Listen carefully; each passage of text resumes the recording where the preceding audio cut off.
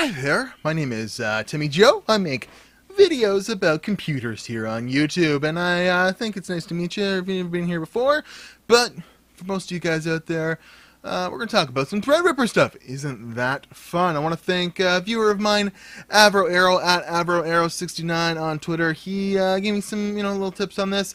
But I've been doing some research, been digging some information, and, we're going to take it with a very, very fine grain of salt.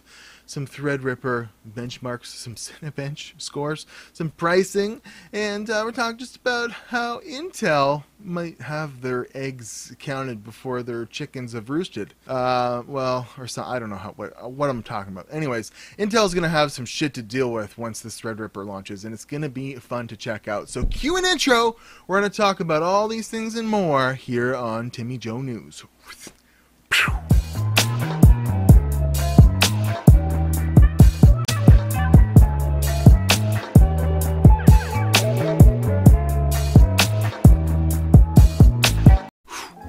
Okay, so, CPUmonkey.com. Ever heard of it? I'd like to know your opinion on the website if you have used it before. I've personally seen it only in passing when maybe Googling some obscure Xeon CPUs or something like that, but I wasn't really sure of the validity of this website. I did a little who-is on it, a little bit of research, and it looks like they've been in business since the beginning of 2015 pretty much, and they're based out of Deutschland, so Germany, and I sent off an email. They do have a contact, and I'm just asking about the validity of this, because bam, every single Ryzen SKU listed from Ryzen 3 to ThreadRipper 1998X. That's interesting, because we don't know a lot of information about some of this stuff and how they would have valid information. I'd like to know. So I just wanted to get this out of the way. Super grain of salt with this information. I don't believe half of it is right from the horse's mouth. A lot of this is speculation and educated guesses. But I did get an email back from the website owner, Stephanie. Says the information regarding AMD Ryzen ThreadRipper is not final. Blah blah blah. Frequencies are already confirmed, and Ryzen scales so well they can figure out Cinebench scores, is what he's basically saying. You know what? Our information is not final, but based on a final sample. But as we also like to protect our sources, I'd like to go more into detail, but I can't. But I'm confident our results will be very close to final results. So what that tells me is he does have maybe some sort of maybe pricing, source or something like that.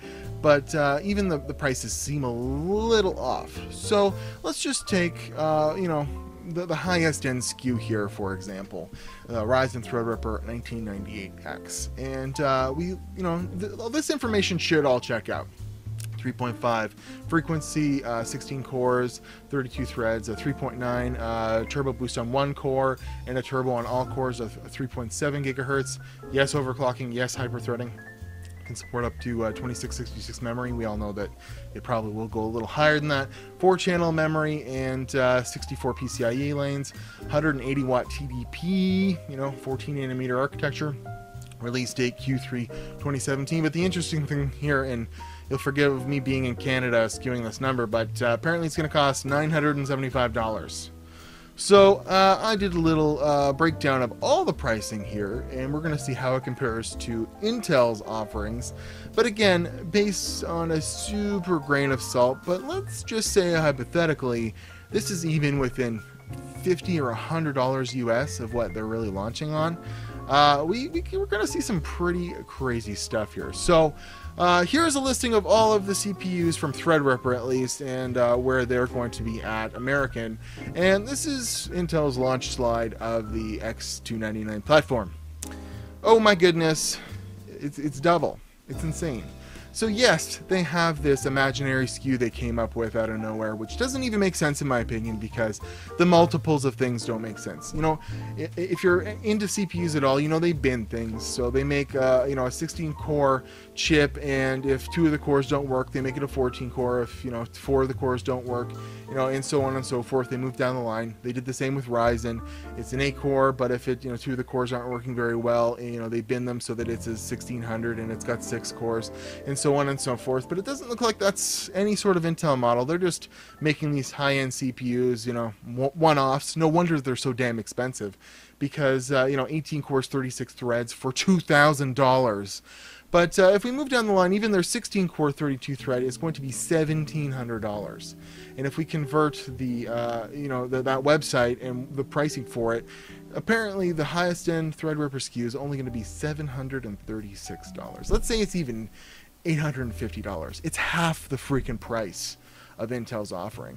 And we kind of know from the performance of Ryzen and how, you know, these high-end SKUs from Intel do normally clock at a lower frequency, that, you know, if the frequencies on these high-end AMD chips are as good as the Ryzen 7 has been, they're probably going to match performance with, you know, KB Lake 7700. Yes, it'll turbo up to wape the moon in 5 gigahertz almost, and it beats out a Ryzen, you know, in single thread performance. But when it gets to these high core count Intel chips, they never clock them near 5 gigahertz, even if they're 4.5. It's pretty damn close to the offerings from AMD at half the price.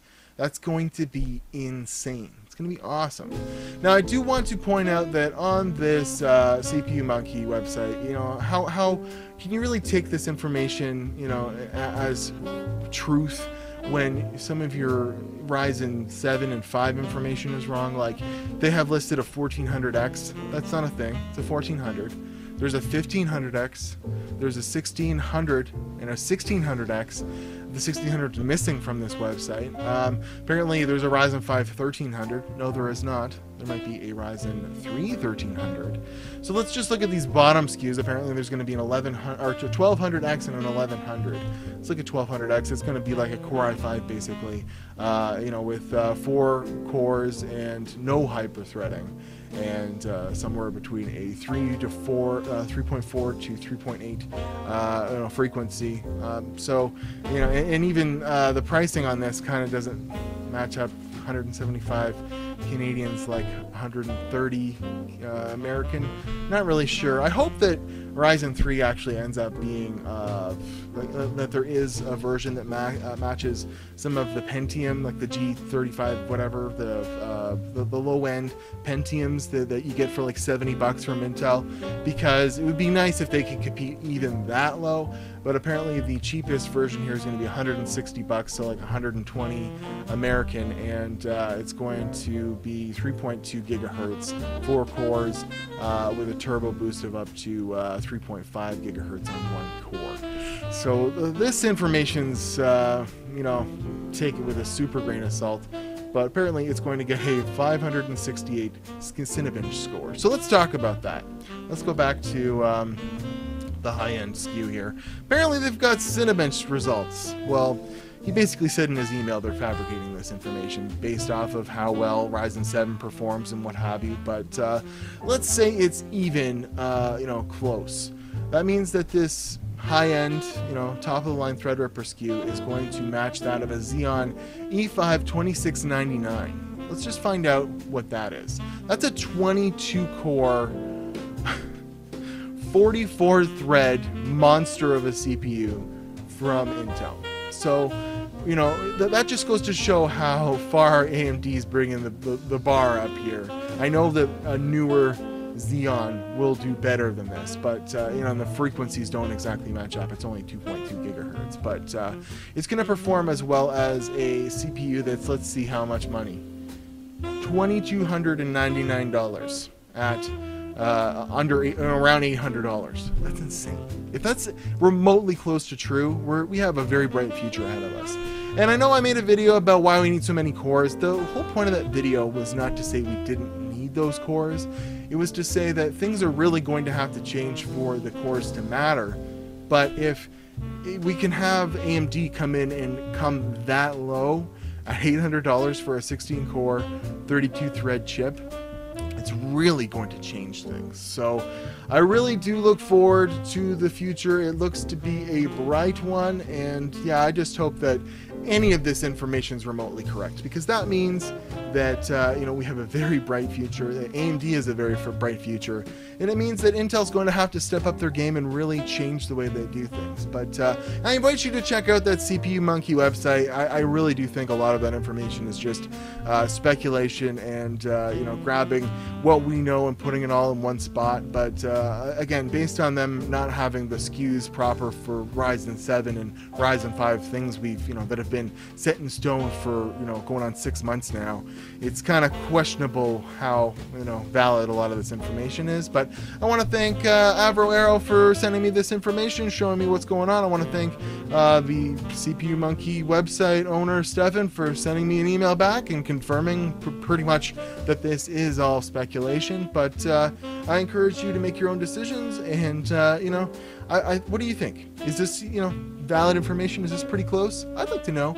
Follow me on Twitter. I'm at Watch Timmy Joe on Instagram and Twitter, and I'll see you guys in the next video. We're gonna have more tech reviews and stuff later this week.